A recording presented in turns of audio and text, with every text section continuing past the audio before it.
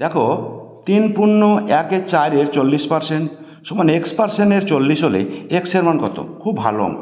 তাহলে প্রথম অঙ্কে এটাকে পূর্ণ ভাঙতে হবে। দেখো 3 × 4 = 12 আর 13, তাহলে কত হলো 13/4 গুণ 40/100 সমান x% মানে x/100 গণিত 40।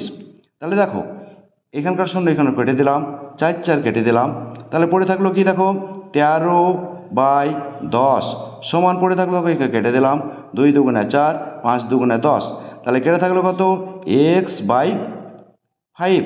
এবার কোনাকুনি গুণ করবো, তাহলে দেখো 10x সমান হয়ে গেল 65।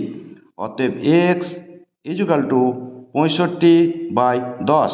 5 দিয়ে কাটলাম, 5 13 65, 5 × 2 = 10, অতএব x এর মান হয়ে গেল 13/2।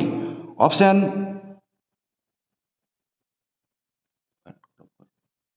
দেখো 13/2 অপশান বি কারেক্ট অ্যান্সার।